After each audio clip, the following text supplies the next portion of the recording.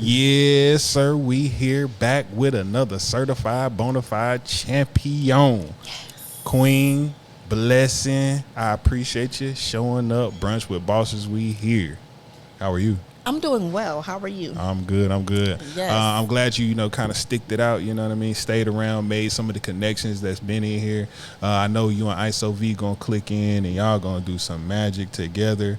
But before we get into the interview and we jump into who you are, tell them where to follow you at real quick. You guys can follow me. I'm most active on Instagram, so follow me at The Blessing. Keep in mind, Blessing never has a G on it, so The Blessing Attitudes. The Blessing Attitudes. Yes. Where that name come from? That name came from me just always having the attitude of a boss, me always being a leader. And then a lot of times when you are a leader and you work with those that are not secure with themselves, they want to reflect on you that you have an attitude. So anytime someone tries to give me a negative, I'm going to always turn it into a positive. So let me show you how this beatitude get to the bag, sis. I love that about you. Now, this is our first time actually meeting in person. Yes. We've only talked through social media. Shout out to the Black Billion Dollar Network for, setting up Brunch with Bosses and also setting up all the interviews. So I've only seen you on Instagram. Yes. So I was super excited to see if you were going to walk in here in all green today, because if you're following her or looking into her right now, her, your brand color or your theme is green. My brand color and my theme is green. So I'm usually head to toe, lots and lots of green. But I do have on a nice green little Gucci belt that you guys cannot see in the frame. And she said the purse. I got the purse here just in case y'all wanted to rumble with the queen. And I got on my green shoes, got on my green accessories. So the green is always present. But I got to go green shopping again. So no worries, say less. This won't happen again. Now, tell me how you mix that into your, what gave you that, itch to put the green into all of your marketing campaigns? That's the dope. answer to that is I was marketing with the color green just on my social media. Right. And I don't really go out much, but whenever I did go out, I would wear green. Right. So whenever someone did see me, they saw me in green. So they assumed that I'm just in green every single day because I just made it a point, the once I'm out this month, let me wear green. And so then it got to the point where I was going to this networking event. It was 5 days in a row. And I made sure when I went to that networking event, I came in green every single day. Fire. And then from there, it was, that's all she wears. Fire. And like you, if they don't see me in all green, it's a problem. Fine. But So my whole closet is shifting to green because you guys will not let me wear anything else. Hey, well, I want to say one thing. You did it to yourself, but that is such a dope marketing campaign to get people to that point where they look at you like, yo, if you ain't in green, you doing something wrong. Yeah, it helped me out tremendously because by day, I'm a personal injury consultant. So I work with chiropractors, I work with attorneys, I work with people that have been in accidents, and I connect the dots. But when I was showing up to these networking events, I was the coach, the business consulting coach, the business funding coach, but I was really trying to decide what my lane was going to 100% be. Right. And so it would change, my answer would change depending on who I was talking to. But that green kept me consistent. So now when I walk in the room, no matter what the conversation was, they know me. They remember me because I made a lasting impression just off being consistent in my attire. Man, so being consistent, anybody out here watching, paying attention, new entrepreneur jumping in the game, you got to be consistent in this, baby. Sometimes, some of my football coaches used to say, you just got to put your dick in the dirt, son, and do what you got to do. Brunch with Bosses, we here. Give me something that changed your life when you became an entrepreneur. Something that changed my life when I became an entrepreneur. Matt, it's so funny that he walked. I don't know if you guys saw that or not, but I was pregnant. I was working at a personal injury firm. I loved it. It was very stressful at times. It was very high energy. It was a lot going on, both in business and in personal. It was just a lot. And then God miraculously, like the Virgin Mary, implanted my son into my belly. And I just had to make some decisions. Yes. And that was the decision that led me into full-time entrepreneurship. I just had to make a change. I could not be stressed, pregnant. I was like, I know my son feels this. I do not want him to feel this because of me. Wow. So we got to do something different. And motherhood is what made me jump in all into entrepreneurship. That's big, man. That's a story in and of itself right there, you know, because you made a conscious decision, just like, you know what, hey, I know I can do something. I know I got the skills and the talents to do it. I'm finna do it. And it was to do it to not for money, not for fame, not for, you know, you trying to be somebody on 106 and Park. You did it to like really change your life generationally. How has your 9-to-5 helped you in entrepreneurship? Oh, I tell everybody that I coach, like, you have to be an excellent, in my opinion, employee. Give it your all to no matter what environment that you're in, no matter who you are working for, no matter who your boss is. Just be a person of excellence. Don't need to be supervised. Just go in and do the job as if it was your own company. I've always been that girl since I started working in the job field. I guess about 16, I guess, is the age you start working for people. But even before that, I've always been an entrepreneur, doing my homegirls, their mother's hair at like middle school level, like for real. But back to the question, just being a solid individual in the workplace helps you be the absolute best boss that you can be, because you've already set the tone. You've already not given yourself excuses, so you're not changing. You're just staying consistent to the person you've always been. Yeah, I can tell you got a little corporate America in you, because you real straight to the point, and you sound like some of them folks you call in HR, and you be talking to. Know, as a black person, we got to be able to do the hood and the boardroom. Switch it on and off. You know what I'm saying? Switch it on and off. That's super dope. Okay. I want to ask, what made you do the coaching lane in your brand and what you got going? So what made me do the coaching lane is that once you become an entrepreneur, once you're just a leader, people want to follow. People are asking you for help. People want you to guide them and lead them somewhere. So it actually became quite natural. I've always kind of been a leader. I've always didn't mind taking charge. I've always tried to lead by example. For an example, just that a law firm I was working with this week, my son was sick yesterday, and I don't work there, but I go and I consult, and I'm helping them structure. And I could have brought my son to work, and they was like, why didn't you just bring your son to work? Because he was, under the weather. I was like, I don't want to set a bad example for everyone else that is here. Though I don't clock in and out here, you guys see me on a regular basis. I'm a person of authority in this position, so I have to set the standard.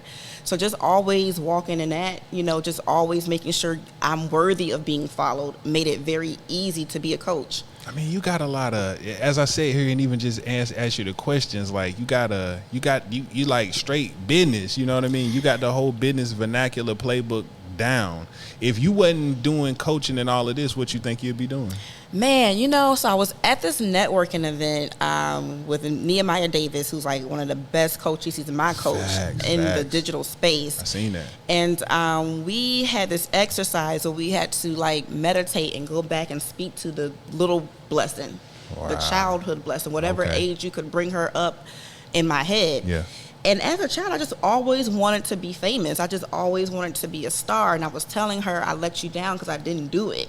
Wow. And what advice would I give her? And my advice to her was go harder.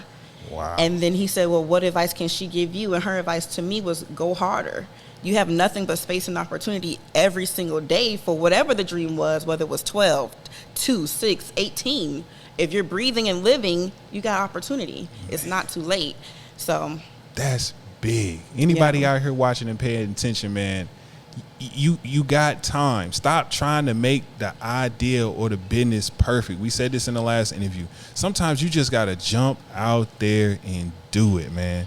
That's the real test of entrepreneurship. It's really to test your grit, and really, to test your grind. It's testing you because, again, my bread and butter comes from personal injury and offline. So much so when I started coaching, I'm like, well, if I'm going to coach, I need this to be lucrative. So I stayed consistent because consistency is key, but the money was rolling in slow, and it was almost to the point I'm like, I don't even want to do this no more. Let me just focus on what I can make some money from. But something just said, continue to stay consistent, continue to stay consistent. And as I was staying present visually, but on the inside, not really caring what happened anymore, the money started to come. But I still had to stay consistent. The secret sauce was still being visible, being approachable, letting them know where they can find you, even as the entrepreneur on the inside was ready to give up. You got to find a way to keep going. Man, got to. Speak on real quick how social media plays a part in your business. Yeah, so social media, like I said, my bread and butter is offline, but I know the money is on. I know there's an additional stream of income online that I'm not getting to. But that's because if the people don't know you, the people can't follow you. So again, just making sure I come with my green, just making sure I am staying consistent, just making sure there's no days off, and eventually your vibe will attract your tribe. True. But every single time you give up and you start all over again, so let's say you finally worked up 100 believers, and you're like, man, 100 believers is not enough. I'm quitting. And though you start all over again, and every single time you're just building up to 100 believers when you should be getting 10,000 believers, 20,000 believers, 100,000 believers. And that's going to happen faster and slower for different ones of us. But you cannot stop, because every single time we stop, we are starting back at ground zero. And I've been that girl. All the popping socialites on the gram, I was doing everything they was doing, but I stopped being consistent. That's the only thing I can say is the difference between me and them. Yeah. That is my key to you guys. Whatever it is you want to do, on social media, off social media, go at it, give it your all. When the money's coming in, when it's not looking good, when it's rough, when it's tough, when it's good, still give it all you got. And that's big. Tell me how watching the Circle of CEOs changed you as, an entrepreneur. Man, those guys are just so consistently great in all areas of their lives, especially because I'm in the inner circle of Neo. One thing I can say is I knew he was going to teach me how to get the bag off the gram. I knew he was going to teach me social media marketing and digital marketing, and I was going to make money. But I was not prepared for the level of which a man he is to his wife, to himself, to his children, his mother, to us, to his mentees. Like, he is just a great example of a man. What a man should be. I've seen, people on stage giving us a good old word and repping us up and giving us some motivation, and I've seen them in real life in the club, and totally two different things going on here. It'd be like them pastors up there preaching on Sunday morning, and then get out here and be at the liquor store and be up here acting crazy the next day, bro. You be like, bro, I can't believe it. But one thing I can say about him as a member of the Circle of CEOs, consistent all around the board, and he has his quote, how you do anything is how you do everything. So he wants to be a good businessman. He wants to be a good father. He wants to be a good husband. He wants to be a good person. So to answer your question, it made me focus on being better all the way around. Not just having a large bank account, but how can momhood is just an automatic for me. So it's never how can I be a better mom, but just how can I be a better person? How can I pour into my mentees more? Just be great in everything that you deliver. What are you trying to teach your mentees? What's the first thing? What I'm teaching my mentees is really just how to boss life, man. God has blessed me so that I work hard, but I play hard, and I'm just in a place of such happiness that I just thank God for allowing me to live. It's almost like I'm not dreaming big enough, because almost everything I want, I got it. And it's been so natural and easy for me because I'm just naturally a go-getter. So if I can just help bring that spirit out and help people change their perspective of what's going on in your life right now. Like, you're feeling like your life is falling apart, but you're really building it up. So once you change your mindset about how you're looking at things, half of your And 99% of your problems disappear. None of this is a problem. It's just how can you look at it differently and make it work for you. I'm a single mom. I love not having to ask my man, can I go to Vegas next week? Right. Can I go to Jamaica the following week? Now, when he send me somebody, he just got to be able to go with the flow and be ready to travel. Amen. But in the meantime, my mom is excellent. I dropped my 3-year-old off. I'm living my best life, and no one can hold me back. That's a lot of amazing. people my age, 35 years old, are like, oh my God, God hasn't sent me my husband yet. I'm so depressed. Girl, live. He's coming. Now, when he coming, I can't answer. I'd be asking the Lord too when he coming. But until he come, I'm living my best life. Ain't a sad day ever. Understood. And you know what? A lot of us be rushing stuff, and if God, we be asking for stuff, and if he bless it the way we want it, when we want it, we wouldn't be ready to receive it anyway.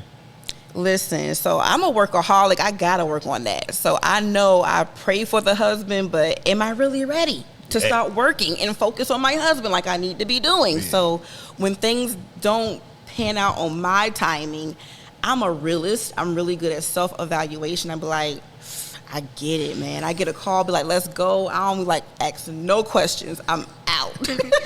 See? And then somebody else be like, no, yeah, you ain't. Your man could be like, baby, you just went with your homegirls. Like, you better dry it I'm up. like, you can come on. No, you be like, I don't want to go.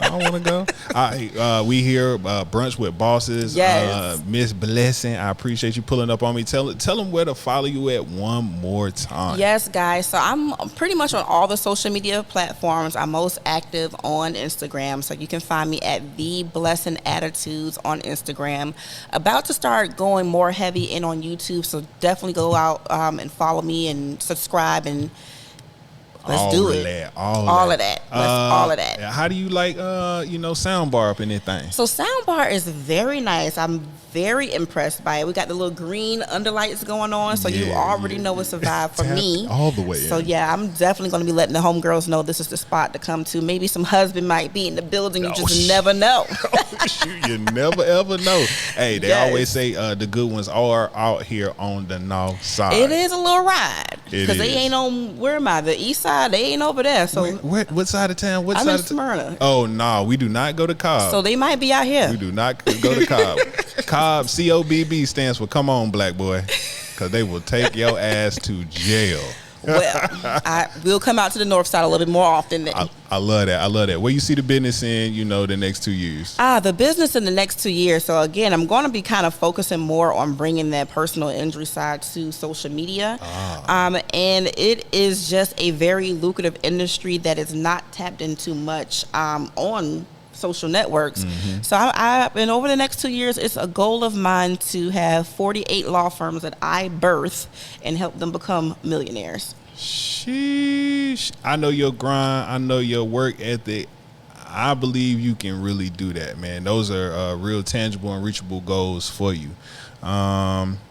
Brunch with Bosses, Soundbar, I appreciate you letting me come out here.